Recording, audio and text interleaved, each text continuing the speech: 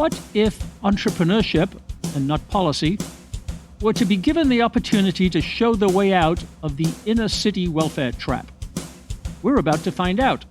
This is the Economics for Business podcast. We are here to help all businesses become champions for customers and value, improving lives with preferred and innovative products and services. We offer you the knowledge and tools to make your entrepreneurial journey a successful one. Now, here's your host, Hunter Hastings. Hi, Hunter Hastings here. We believe in entrepreneurship as the tide that can raise all the boats. Entrepreneurs create new value for consumers, resulting in profits, jobs in entrepreneurial firms, contracts for suppliers and vendors to entrepreneurial firms, who then go on to create new jobs themselves in turn, new trading opportunities for every part of the value chain, from brick-and-mortar retail stores to online retail platforms to manufacturing to global import-export brokers. It's well known that entrepreneurial growth businesses are the greatest job creators. The jobs entrepreneurs create are not just employment contracts. For those who fulfill those jobs, who work in those jobs, they're a foundation, a source of stability and positive future expectations. Jobs bind families together. They give kids a stable and thriving home life. They give neighborhoods economic and social cohesion and vibrancy. What if entrepreneurs could elevate entire cities? What if untrammeled entrepreneurship was given rein to be the solution for all the troubles that tend to accompany city formation, and especially what we now call the inner city? The transitional unemployment, the low academic achievement of city kids, the criminality of the excluded, the phobias and pathologies of those who feel unsafe, those who don't have security. When we advance the message and the narrative of entrepreneurship, it's for all. It's to solve everyone's problems, to give everyone the hope that comes with opportunity, to share the knowledge with all. Therefore, it's a delight to encounter an economic activist who feels the same way. Dale Caldwell is a professor and executive director of the Rothman Institute of Innovation and Entrepreneurship at Fairleigh Dickinson University. He is a management consultant and executive coach. He's held senior executive roles in the public, private, and civic nonprofit sectors. He's created his own trademarked Intelligent Influence framework on leadership development and wrote a book with that title. You can listen to him on the subject on YouTube. Today, we're going to talk to Dale about all of this, but especially about one of his most significant inventions, Entrepreneur Zones, an initiative that can deliver that elevation of achievement and experience to families in inner cities that need an entrepreneurial boost. Dale, welcome to the Economics for Business podcast. Happy to be here. Thanks for having me. Well, this is going to be an exciting episode. You are an entrepreneur extraordinaire, as I call you. There's no end to your creativity in identifying and launching and growing new business initiatives. And we'll talk about some of your initiatives today, but we're going to concentrate on one very special one. You have a name for it, Entrepreneur Zones, and we'll explain that as we go through. We have an exciting announcement to make, or you have, and let me precede it, and then you can explain in more detail. As a result of all of your creative thinking and leadership and a little bit of lobbying, I suspect, the New Jersey legislature has passed into law the New Jersey Economic Recovery Act of 2020, which includes a working group that you'll be involved with. I'm not sure whether you'll head it or orchestrate it, whereby you will establish entrepreneur zones.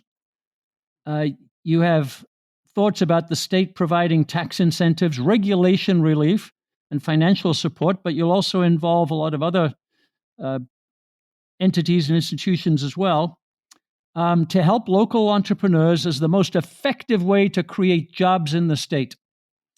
So there's a lot there to unpack. We'll do that in our conversation. So let's start with introductions. Dale, tell us how you got started, your origin story, and how you got to where you are today. Well, again, Hunter, I just thank you so much for having me on your show. I just think so highly of you, and I love the way you think and process things. So it's an honor to be here, but also to work with you on this project. And so I always start with my mom was a school teacher for 50 years. My dad, who recently passed away in September, knew and marched with Dr. Martin Luther King Jr. And so I grew up around the civil rights movement. My dad was in Selma and the March on Washington and the Poor People's Campaign. And that had an influence on me. My mom valued education. I had a chance to I went to Princeton undergrad. I got a degree in economics and got an MBA in finance from Wharton, and then later a doctorate from Seton Hall University. But I really wanted to connect business to community growth and community development. And I've been at the Fairleigh Dickinson University Rothman Institute of Innovation and Entrepreneurship for the last 2.5 years. It's in the Silberman College of Business. And so really have become a voice for entrepreneurship in New Jersey and really across the country. And so when I can talk more about this idea of entrepreneur zones as a way to marry entrepreneurship and business and community revitalization. Yeah, and just as an aside, Dale, you mentioned to me once, which I didn't know, and I looked up and found out more about it, that the March on Washington with Martin Luther King was called the March for Freedom and Jobs, I think, or it had jobs in its goal, right? Yeah, well, it was actually the jobs and freedom. So jobs came before freedom, and Dr. King knew that it was really all about jobs, all about economic prosperity for individuals. Yep. Well, thanks for reminding us of that. And so let's start with your Entrepreneur Zone initiatives. In economics, we always say entrepreneurs solve problems. You start with a problem to solve. You've analyzed it in a particularly creative way, I think, to get to your solution. So let's highlight the problem. Tell us in more depth how you describe the problem you're trying to solve. And actually, one thing I didn't talk about in my background and why this is so important to me is that I always wanted to have a senior role in the public, the private, and the nonprofit/civic sector, and to really understand how things work. And so I was the executive director of something called the Newark Alliance, a large nonprofit, then deputy commissioner Department of Community Affairs, and I was a senior manager at Deloitte Consulting for 11 years. And that gave me some insight into why things are working and not working in local communities. As you know, and we've talked about, poverty has been pervasive in America in spite of being the richest country in the history of the world. And you start to really break down what's going on in the communities, and you realize that so many political leaders don't understand that money and government is not the answer, that you really have to empower local communities to really be self-sustaining. And if you do that, in my dissertation, we did research around education, and that the economic health of a household is really more important to student academic performance than virtually anything else. So this idea of creating entrepreneur zones where you're supporting entrepreneurs to develop their businesses and hire locally has a wide-ranging opportunity to transform communities. And a lot of people haven't thought of it that way. Yeah, and that's quite advanced systems thinking, Dale. I don't know whether you refer to it yourself that way, but you're thinking about the whole system, the educations, the family, the community, the jobs, the entrepreneurs, the businesses. It's a systems approach to solving the problem. Well, and you really, and I've learned that from you. And again, obviously, I majored in economics at Princeton. I knew a little about systems thinking, but the more traditional types of economics, as opposed to Austrian economics, really, aren't as relevant to what we're talking about now. And I just love this Austrian economics focusing on entrepreneurship and focusing on systems, because we if we're serious about the problem, we have to approach it in a systems thinking way. Yeah. I would add one point about Austrian economics, Dale. It's about people. Mm-hmm. And the economics that they taught you and me in school was about aggregates like GDP and the economy and so on. And we like to think about people. And it's also about cause and effect. And one of the things I learned from you in your analytics, you've identified a very compelling causal factor that you have ascertained is part of the problem, or it's a cause of the problem. Can you speak to that a little bit about the special problems in urban areas? Well, one of the challenges, and I spent most of my life. I live in an urban community now, so I lived in Roxbury section of Boston, in Harlem, in New York, and went to in New Haven, Connecticut, and I'm in New Brunswick, New Jersey now. And you start to really look at what's going on in those communities, and one of the realities is, I actually ran a charter school in Trenton, New Jersey, and saw that many of the students had what looked like post-traumatic stress disorder, that many of the same symptoms that people would coming from war would have, and the inability to focus, and a lot of distractions. And I coined a term called urban traumatic stress disorder, because many of the folks in those communities are dealing with intensive stress, but also are dealing with issues around trauma, and things like mindfulness are very helpful. And so when you begin to look at that and you start to understand the role that that plays in student academic performance, job performance, and community interaction, in the United States and around the world, we're dealing with issues with police and the community. And what's happening is that trauma that both are facing provides some conflict. And so if we're going to have a systems approach to really turning these communities around, we have to take that into account. Just go into a little bit more depth of some of the stresses and the traumas that you've observed, and how it affects behavior and outcomes and potential for individuals. Well, and when you start to look at it, I mean, there have been other studies, but mostly suburban studies. I mean, poverty in and of itself is when you don't know where your next, whether you'll be able to pay for food on your table, or a roof over your head. There's some real trauma there. And that trauma often leads to abuse, to just being frustrated and hitting your child, or doing even worse things. Then you deal with the issues of crime in the community, because there's a lack of jobs, and people are stealing. Well, one of the things I created and used this in my dissertation, called the Living Wage Index. And we take the MIT Living Wage Calculator, which tells you what the households of different size need to make, and use that to assess what percentage of households in urban communities can actually pay their bills, Hunter. And what we found in urban communities in America, and I suspect around the world, that more than 50% of the households don't make enough to pay their bills. So the only way that they can survive is if they steal, if they break the law, and hence they interact with the police. And so when you're looking at this trauma that comes from that, you have to say, well, how do we deal with that? Well, one way to do that is to create businesses in the community. IBM or Google is not going to go into the community and hire people who've never been working. And so we need to really, from the people up approach, as I coined the term people up as opposed to bottom up, to really start to develop solutions. And that's what the entrepreneur zones are really all about. Well, you've done an exemplary job, Dale, of walking us through what's the problem to solve, and you've done cause and effect analysis, which we love to understand, and you've got some unique analytics. So you're really impressive in your approach. Let's talk about your design approach. How you're designing the solution. How did you get to this idea, or what were the steps towards the idea of entrepreneur zones? Well, it really, I had been at the Rothman Institute for about a year. And in New Jersey, there was this major battle about tax credits. And so the previous governor had given $1 billion of tax credits to businesses associated with one very influential individual. And so the current governor said, and the tax credits they were giving to these companies were supposedly to keep them from leaving. So they would give these incredible tax benefits and financial benefits to these companies. And it turns out they weren't going to leave anyway, but they took those benefits.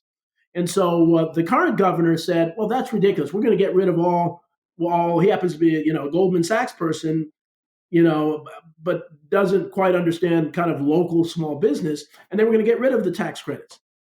And so I said, and I wrote an article and talked to some of my political contacts and said, whoa, let's not get rid of, let's not throw the baby out with the bathwater. Let's keep those tax credits, but why not use them to incentivize investment in these communities that are struggling, and investment in entrepreneurial businesses that can actually help to turn around the community.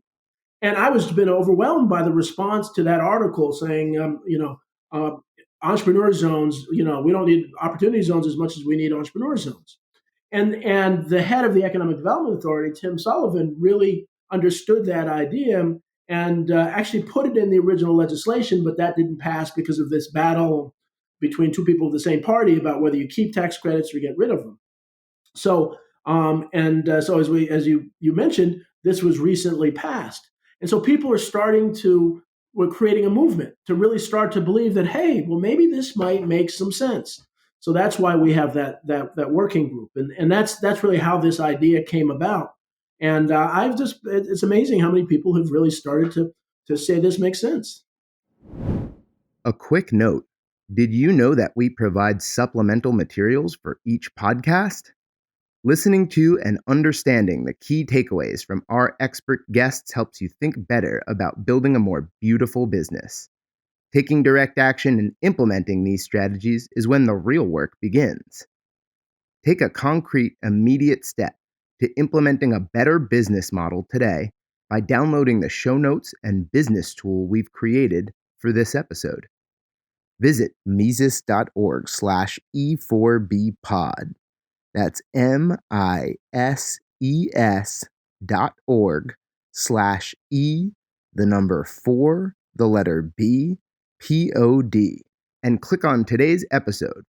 Now, back to our interview.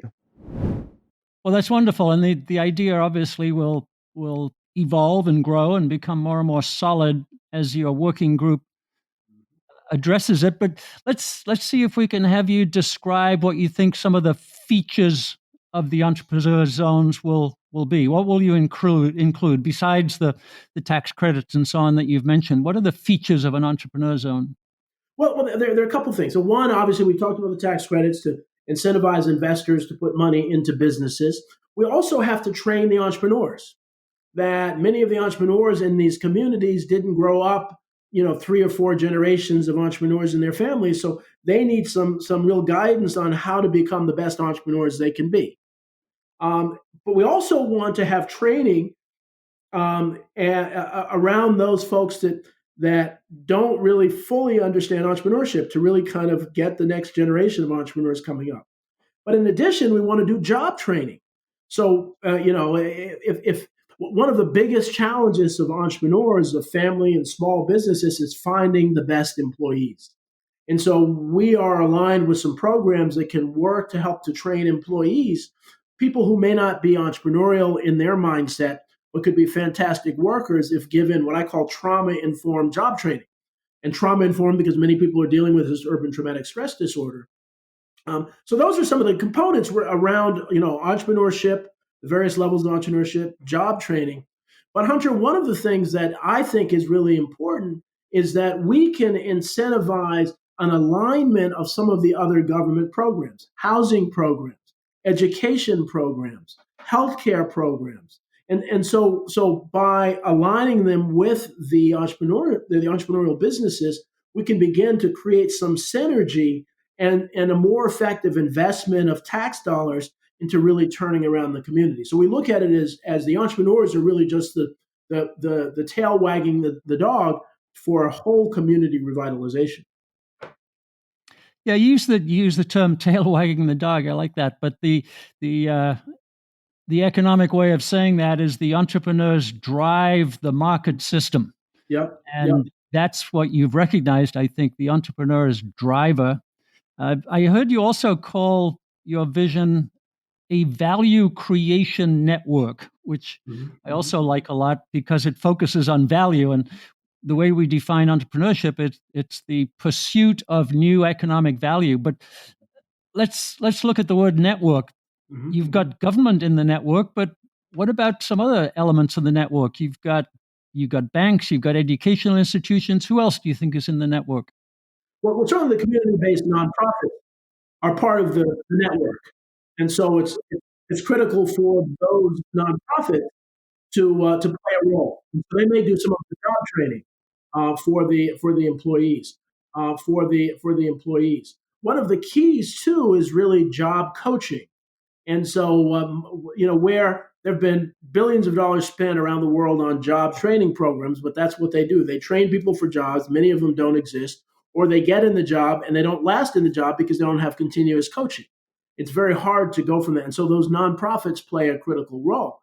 The religious institutions in the community play a critical role, that they often are among the most economically sound institutions there, and they can provide support. And it's really this value creation network. And when I say it's a network, one of the things is, I wrote this book called Intelligent Influence, and it's all about influence, is that all that really exists is influence. And so one of the things, Hunter, that we're trying to do with this concept is to influence people to believe that there is this value creation network. And if people believe that, then all of a sudden it will happen. One of the things that, I don't remember a lot from my Wharton MBA, but I do remember the fact that if 3% of the banks in the United States went out of business, the whole system would collapse. And the reality is that it's all built on the faith and credit and trusting. And so if we can create trust in the community around this concept, then all of a sudden good things will happen. Yep. I certainly subscribe to that. I also, when you say value creation network, I think of how to build a supply chain. So an entrepreneur has to learn how to be a good customer to attract the right suppliers and keep them. And then at the other end, how to fit into a bigger system, how to be a vendor or a supplier to General Motors or Chase or one of the other large companies that might buy what the entrepreneur is selling, because the realist approach to small business is it serves big business in many cases. So have you thought about that network of both suppliers and being a supplier? Yes, and one of the things that so I've written and I like to kind of make some of my thoughts public. So I've written about 8 different articles this year around this. And so one of the things I talk about is I call it diversity spend reporting. And I'm saying we don't have to mandate anything, but public agency, in New Jersey, there's you have to apply to be certified as a veteran-owned business, certified as a women-owned business, certified as a minority-owned business. And so what I say is that we don't have to mandate that people use these businesses, but report on your website. Every public agency should report on their website. And a lot of corporations are starting to track this. How much are you spending with these businesses? And just by reporting that all of a sudden, because right now they're not spending much at all, maybe not even 1%, most of the major agencies. And you look at school districts. In Newark alone, the Newark public school system has $1 billion budget. And right now, with all of the service, you could be a restaurant, you could be a cleaning house, you could have all sorts of small businesses if they were certain. If you looked at how much they spent with certified businesses, that could generate tens of millions of dollars for local businesses. But right now, they just go to big organizations, who don't necessarily even need that extra revenue, and that could be a game changer. Yeah, that's a great point. And you talked about attracting investment. The entrepreneurs need capital, obviously, and there's plenty of economic theory around that, but we need practice. We need to help them get investment. In my mind, there could be a couple of ways you could do that. You could set up almost like a venture capital fund to invest in individual businesses, or you could set up a platform to invest in the entrepreneur zone in total. Have you done any thinking about attracting investment? Yeah, I like the latter most. When I first came out this and I did a white paper, a number of people from other university institutions dealing with entrepreneurs was really saying that the universities could really manage a fund, if you will. And that's kind of how the opportunity zones work, and a fund for the area, because there are multiple levels to this. One level is managing the money. So say we raise, $20 million for one particular entrepreneur zone. You have a money manager who can manage that money. Then you have like a university with some expertise to really evaluate the businesses to see how that money can be best used to really help the businesses grow, help them hire people, and begin turning around that community. You really need both, because most most investment people are great at investments, but they don't understand entrepreneurial development or community development. So then that university money manager partnership can be very, very, very powerful in really making sure the money is spent well, it's tracked, and there are actually evaluation systems in place, and research. Yeah, there's another model that we might look at, Dale. Mm-hmm. It came from Israel. There's a platform called OurCrowd, and the Israeli uh, tech world was producing a lot of innovations, but they were finding it difficult to get investment on the global stage from outside of Israel. Mm-hmm. And they set up this platform that allows investors to examine businesses to choose which ones they can invest in. They can invest in themes like healthcare or other kinds of themes. But the due diligence is done for them on the platform so they can trust it. And they just have to decide how much and where to put their investments, and they can manage a portfolio that way. So there are a number of ways to do what you're talking about, and we might investigate that. Yeah, I like that. I like that. I think, early on, a lot of the businesses need to we need to work with them to get to that stage where they become attractive investments. But I love that our crowd approach. I think that's great. Right. Good. And then monitoring and support. It's a little early to think about this, but how will you monitor the progress of entrepreneur zones? What would you like to see as some of the indicators of, hey, we're making good progress here? Well, one of the and yeah, as you've gotten to know me, by now, I like measures of success, and it seems like every week I come up with new measures. I bombard you with new measures like I did this morning with some new ideas. Well, how do we measure this? And I just value the way you think and approach things. But one measure is really looking at the net revenue increase of the businesses that we work with, to really kind of track that. So we're in an entrepreneur zone. We've made some investments. We've helped to guide the entrepreneur. Let's see what is the result and really kind of measure that. So to really look at, are we making a real difference? Another is to really look at employment. How in our target organizations, our target area, are more people being employed? Are they being employed at higher rates? It will take a little longer, but we want to understand, as I mentioned, the living wage index. What is what is the household income? What is the impact of this on the household income? And so, probably take a year to really study that. What is the impact on student academic achievement related to this? As I mentioned to you, I'm actually on 4 school boards. I'm actually president of 2 and VP and vice president of 2. 2 are charter, one's traditional public, and one's a special needs district. So, very active in education. And if I would rather every one of my parents had a job that helped them pay their household bills. That would have more impact on student academic achievement than all of the programs that are out there when parents can't afford to pay their bills because they can't actively support their students. So this is something that I am sure is going to have a significant impact on student academic achievement over time, but it will take time to do that. Yeah.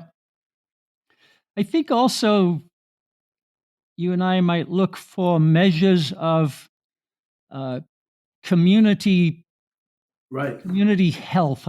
Maybe that's not the right word. Or sentiment. How do they feel? Are people in the community feeling like things are vibrant? There's opportunity. I like living here. I'm really excited about what's going on. Some kind of qualitative measures of those kinds of community sense. Yeah, and we were talking earlier about I'm calling the people up poll. Mm-hmm. Really, every mayor should be doing this. Should really actually survey your community. What's going on? What are the needs? How do people feel about what's going on? And whenever you have a horrible thing like the pandemic that we're still going through, and you come out of it, there are new opportunities to do things very differently. And our emotional well-being has really been shaken because of the crisis. So I would think that it would make sense if I was a mayor of a town to really, as this vaccine is spread and so on, to come out and do a people up poll. What's going on? What's the sentiment of our community? How are we feeling? Where do we want to go? One of the articles that I wrote was about these zones. I had a little graph that talked about, are you in the panic zone? Are you in the awareness zone? Or are you in the success zone? And really asking questions. Are you constantly negative and so on? Are you in the panic zone? Are you aware of your emotions and trying to manage them? Or are you feeling great and helping other people? And it's amazing, Hunter, how many people have told me, well, I have that on my fridge because I'm encouraging people to do a daily check-in. How are you feeling in the midst of this crazy COVID craziness? And so I think doing these kinds of polls really can be very helpful in gauging the emotional well-being of a community. Yeah, I love that idea, emotional well-being. And our mayors that you just said should be running the people up polls, they should be publishing those zonal charts too. So Yep, yep. that'd be a measure of their success. And talking about civics and mayors and so on, you also have an idea that let's call it tax productivity of a community or a town or a urban area might be greater if we have more small businesses and more entrepreneurs employing more people than it would be with the Walmarts and the Home Depots coming in, even though a lot of local politicians encourage that. What's your thinking about that tax productivity? Well, that's a great question. Having been involved, so the Department of Community Affairs oversees all of the mayors and the finances and local municipalities. So I have a sense of the thinking of local mayors who are great people by and large. But it sounds so much sexier if you're up for reelection to say we're going to bring in a Walmart and we're going to create hundreds of jobs with the Walmart and we're going to give them tax breaks so that they can come into our town. And it sounds great, and it sounds like you're making progress, but there's never really an analysis of what's the impact of that. And in some ways, in some communities, it's like dropping a business atomic bomb. That in my area, I think, and certainly Piscataway, because of the Home Depot, that every one of the 5 family-owned hardware stores have all closed. And these folks were employing people at really living wages. They had great benefits. And if you know anything about family businesses in the audience, family businesses are probably the best place for people to work, better than nonprofits, government, big corporations. Because once you're part of the family, you don't have to be blood relative. They treat you incredibly well. Whereas we know the turnover in these big box stores is really tremendous. What the benefits are and what they pay per hour doesn't compare to the local businesses. So we need to create some indice to really identify what is the cost to the community of bringing in a big box store. Not the political perception, but what is the actual long-term cost to the community? And there aren't really any measures to do that because politicians aren't going to ask for that because they don't want to see that they gave away the store to bring in this business and close businesses and hurt the community. They don't want people to know that. Yep. Yeah, and there's another qualitative component to that you've highlighted there, which is the quality of employment, not the numerics of it, but the quality of it. Do I like my job? Do I love working there? Do I feel like I'm working for somebody who values me? And that's very important too. Yeah, and the safety of the job. Is this something I can be? Because you look at most family businesses, there are people there who aren't necessarily even paid as well as some other places, but will stay there for 40 years because the quality of life that it gives them is far superior to a job and paying a lot more money that's not secure. And so one of the implications of all of this that we've talked about today, Dale, is that small business is not respected as much as it should be. It's not loved as much. You said in one of your papers that entrepreneurship itself is undervalued or it's not valued in the right way. Why is that? You've been delving through this system for a long time. Why is small business not respected and loved the way it should be?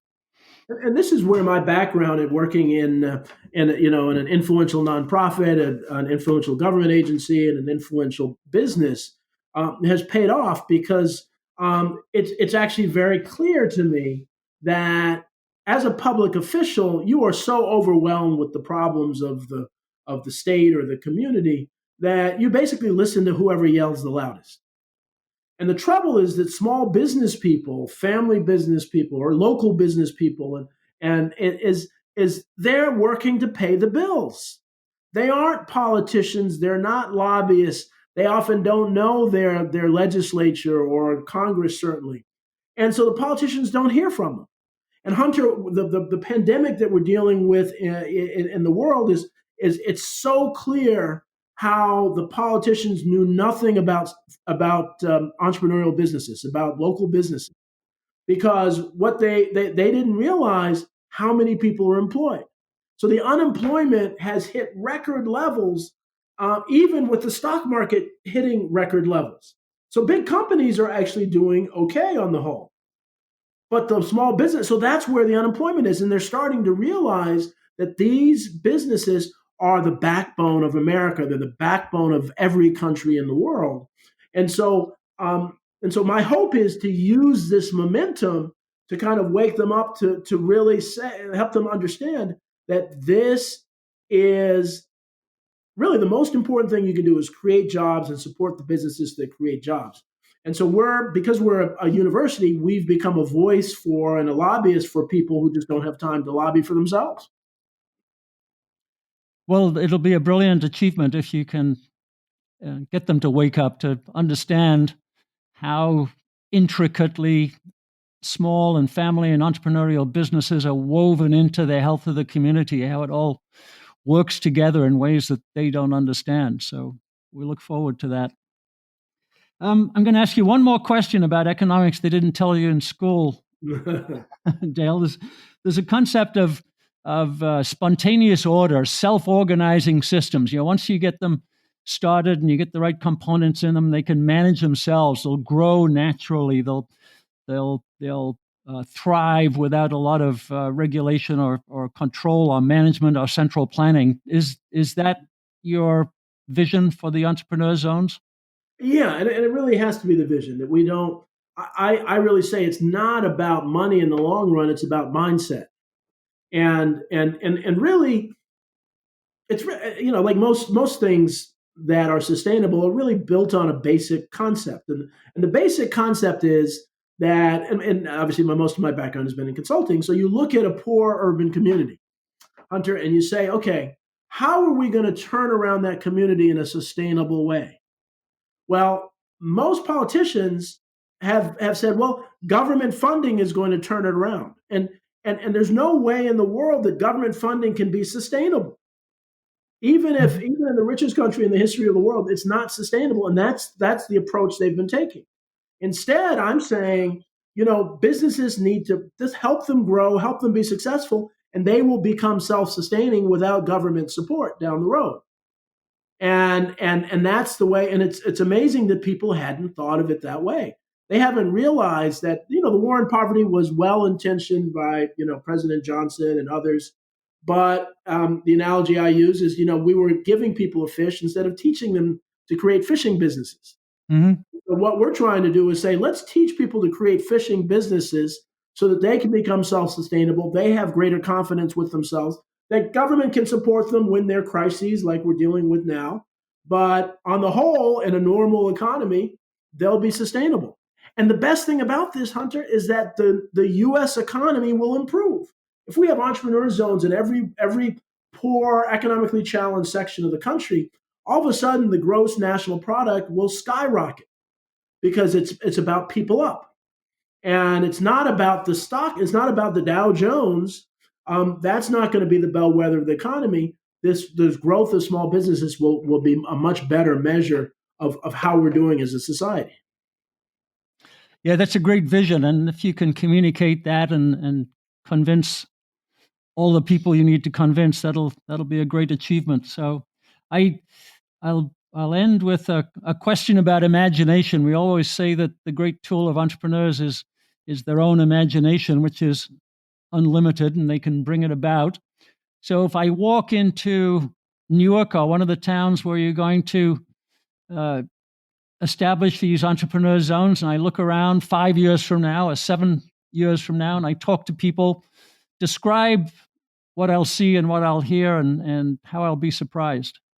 And one of the things that I've been involved with, as I've mentioned to you, is next year is the 100th anniversary of the horrible race massacre of the Greenwood section of Tulsa, Oklahoma, which, when many of the listeners may not even know about this, which was called Black Wall Street. It was in 1921, And because of segregation, Plessy versus Ferguson made segregation the law of the land here.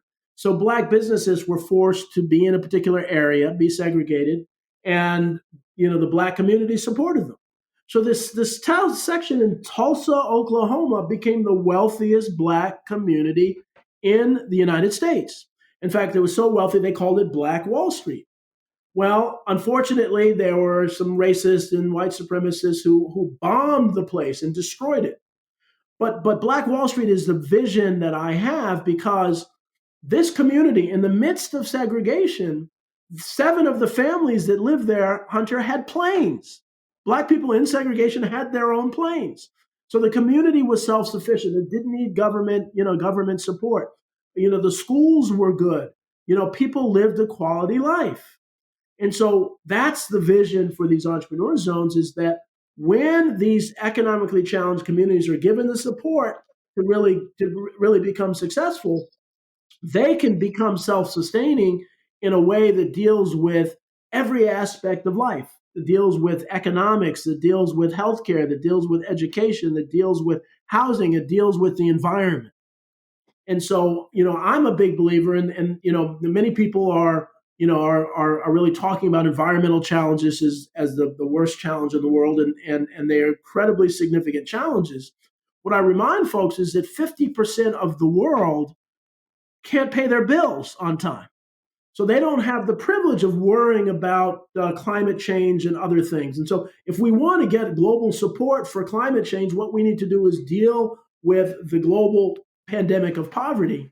And the way to do that is not with welfare payments, but it's really with entrepreneur zones, so that we can begin to empower communities to stand alone, and people feel good about themselves, and people have jobs that help them pay their bills.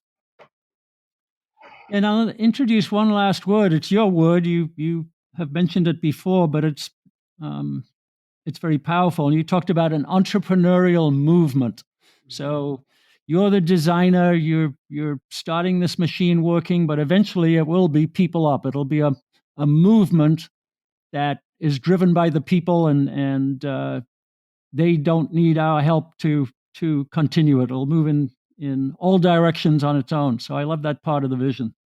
And that's it, because this really isn't about money, it's about mindset. And if people believe in this movement, and Hunter, one of the reasons that I'm so excited about this concept is, we went through a very divisive election where more than 74 million people voted for 2 different candidates.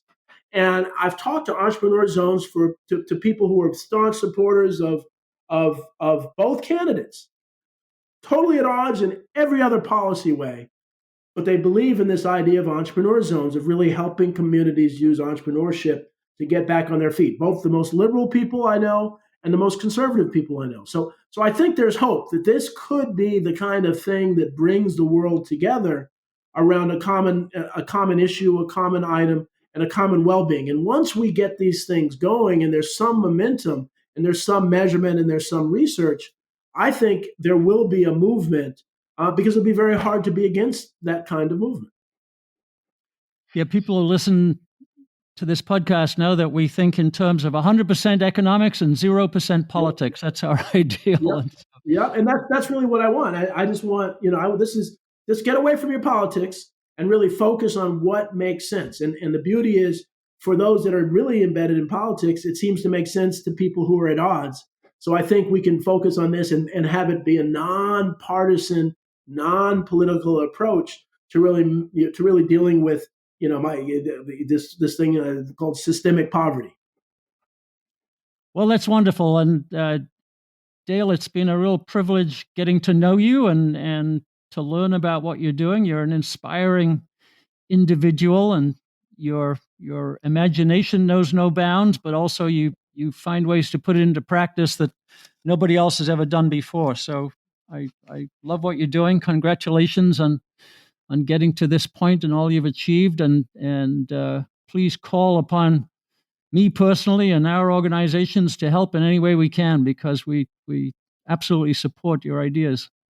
Well, Hunter, I feel the same way. I really, it's been such a real blessing to get to know you, and I've learned so much from you already. And you're part of this journey. This is not this isn't about Dale Caldwell. This is really about creating something that has legs, that can be self-sustaining, as you said, that will start to empower people. And I know we're near the end of time, but growing up in urban communities, and I went to private schools, and so I have a pretty good sense of the community, of what the community in Black and Latino and white poor communities, and that's why I feel very confident that this would work, because I know the community, I know the people, I was there myself, and I think that the approach that the world has been taking, has not involved entrepreneurship in the way that it needs to, because it is the fuel that really allows things to really grow.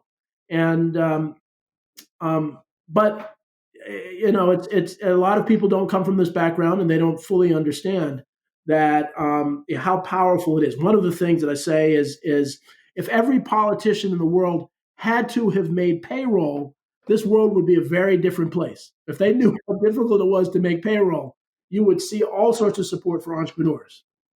Well, let's work together to get them to see and understand that, and to get a lot of people to join in the movement. We're ready for the journey. Well, Hunter, thank you so very much, and thanks for your support and being part of this entrepreneurial movement. Well, thank you. I look forward to continuing to be a part of it. Excellent. Thank you, Dale. Economics for Business is a production of the Mises Institute. To explore more content like this, visit Mises.org. And for more from Hunter Hastings, visit hunterhastings.com.